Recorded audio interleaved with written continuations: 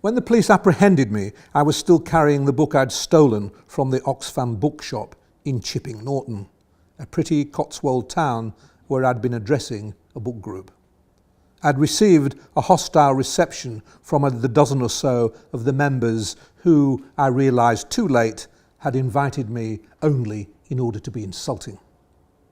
"Why do you hate women so much?" one of them had wanted to know. "Could you give me an example of my hatred of women?" I inquired politely. She certainly could. She had hundreds of passages marked with small, sticky, phosphorescent arrows, all pointing accusingly at the pronoun he. "What's wrong with he/she?" she challenged me, making the sign of the oblique with her finger, only inches from my face, wounding me with punctuation. "Well, he is neuter," I told her, stepping back. "It signifies no preference for either gender." "Neither does they." "No, but they is plural." "So why are you against plurality?" "And children," another had wanted to know. "Why do you detest children?" I explained that I didn't write about children. "Precisely," was her jubilant reply. "The only character I identified with in your book," a third reader told me, "was the one who died." Only she didn't say book.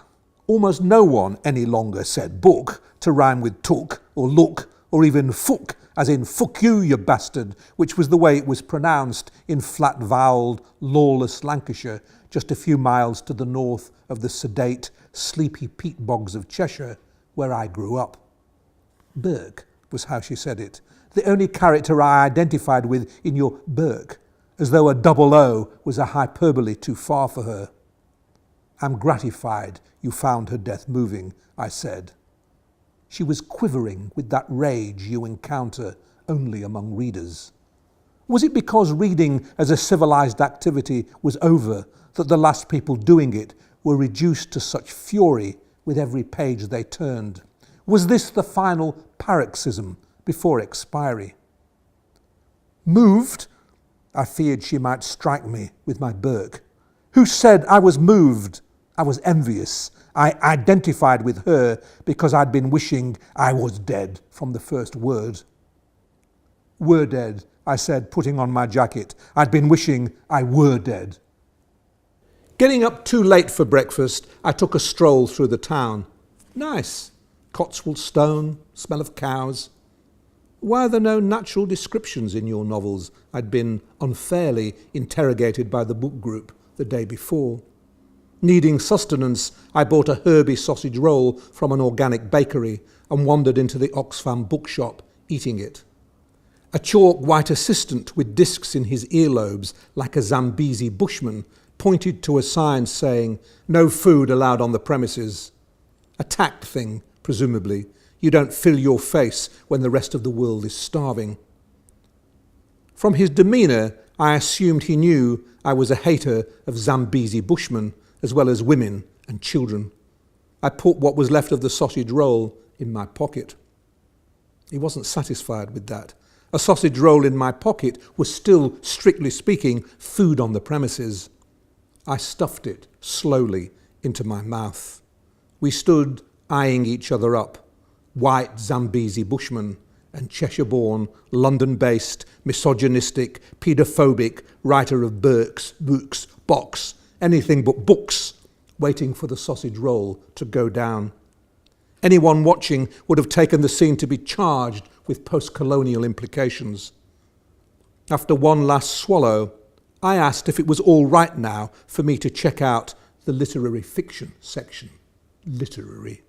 I burdened the word with heavy irony. He turned his back on me and walked to the other end of the shop. What I did then, as I explained to the constables who collared me on New Street, just a stone's throw from the Oxfam bookshop, I had to do.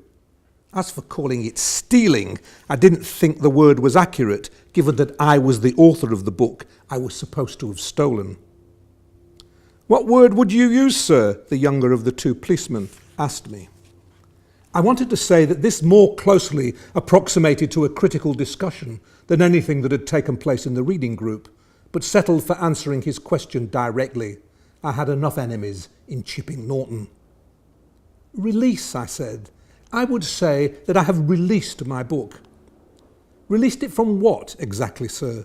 This time it was the older of the two policemen who addressed me. He had one of those granite bellies you see on riot police or Louisiana sheriffs.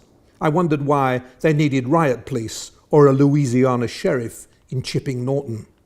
Roughly what I said to him was this: look, I bear Oxfam no grudge.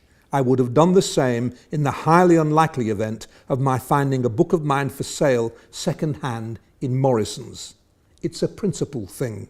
It makes no appreciable difference to my income where I turn up torn and dog-eared. But there has to be a solidarity of the fallen. The book as prestigious object and source of wisdom, every man I will go with thee and be thy guide and all that, is dying. Resuscitation is probably futile. But the last rites can at least be given with dignity. It matters where and with whom we end our days, officer.